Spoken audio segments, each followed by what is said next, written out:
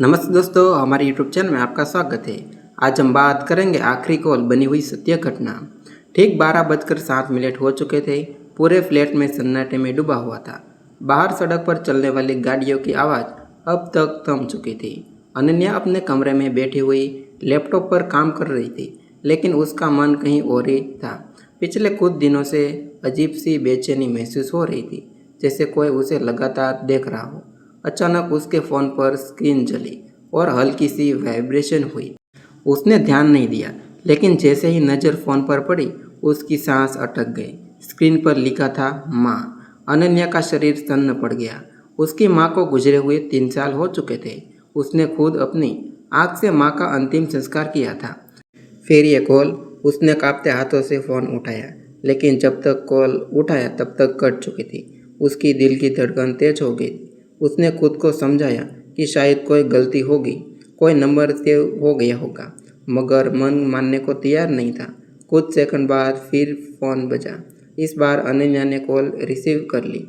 दूसरी तरफ से कुछ पल तक सन्नाटा रहा। फिर एक जानी पहचानी धीमी और थकी हुई आवाज़ आई, अनन्या, मेरी बात ध्यान से सुनो, दरवाज़ा मत खोलना। ये आवाज़ उसकी माँ की थी, बिल्कुल वैसी ही जैसी वह बचपन में डरने पर सुनती थी। अनन्या की आंखों से आंसू बहने लगे। माँ, आप कहाँ हो?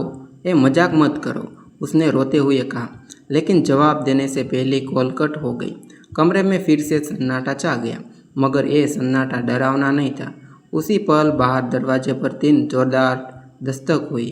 अनन्या उछल पड़ी। उसका दिल जैसे सीने से बाहर निकल गया था। उसी फ्लैट में वह पिछले 1 साल से अकेली रह रही थी। कोई रिश्तेदार, कोई दोस्त, किसी को भी इस वक्त आने की उम्मीद नहीं थी। उसने धीरे धीरे दरवाजे के पास जाकर पिल होल से देखा, फिर डोर कैमरा ऑन किया।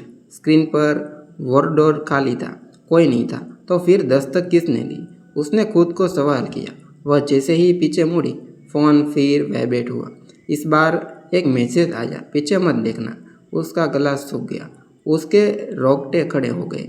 कमरे में अचानक ठंडी बढ़ने लगी। एसी बंद था, फिर भी हवा बर्फ जैसी लग रही थी। उसने खुद को संभालते हुए शीशे की तरफ देखा।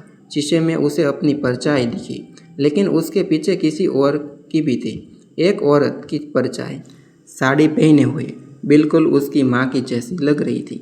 अनन्या चीखना चाहती थी, लेकिन आवाज़ गले में अटक गई थी। तभी नीचे वाले फ्लैट से तेज चीख सुनाई दी, कोई बचाओ। वह जैसे होश में आई, डर के बावजूद वह बाहर की तरफ भागी। सीढ़ियों से नीचे उतरती हुई उसके पैर कांप रहे थे। नीचे पहुंची तो देखा कि पड़ोस में रहने वाली शालिनी आंटी फर्श पर गिरी हुई थी।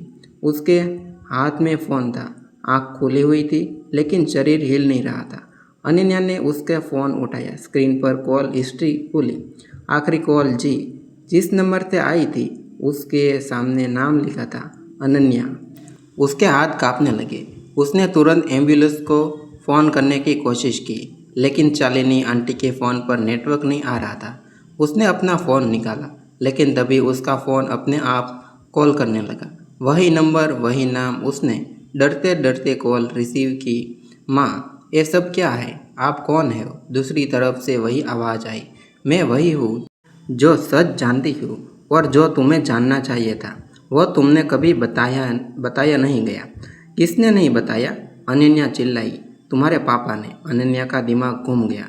उसके पिता ने हमेशा कहा था कि माँ की मौत एक हादसा थी, लेकिन ये आवाज़ कुछ और ही कहानी सुना रही थी। अगर सच जानना है, आवाज़ फिर बोली, तो अपने कमरे में लौट जाओ, लेकिन अकेले नहीं हो तुम। कॉल कट गई। अनन्या जैसे किसी ट्रांस में ऊपर की ओर बढ़ी। सीढ़ियाँ, गलियाँ, फ्लैट का दरवाज़ा, सब कुछ धुंधला हुआ लग रहा था। उसने दरवाज़ा खोला। अंदर घुसते ही दरवाज़ा अपने आप जोरों से बंद हो गया। लाइट झबूक झबूक करने लगी। कमरे की हवा और भारी हो गई। उसने बिस्तर की तरफ देखा।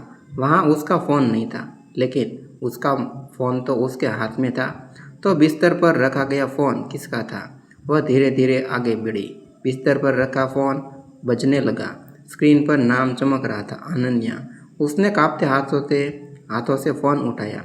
दूसरी तरफ से एक फुसफुसाती हुई आवाज़ आई, अब तुम्हारी बारी है। जैसे तुम्हारी माँ कहती थी। अनन्या की आंखों के सामने अंधेरा छा गया। उसने अचानक याद आया कि 3 साल पहले जिस रात उसकी माँ मर गई थी, उसी रात उसके पिता घर पर नहीं थे। उस केस की फाइल कभी पूरी तरह बंद नहीं हुई थी।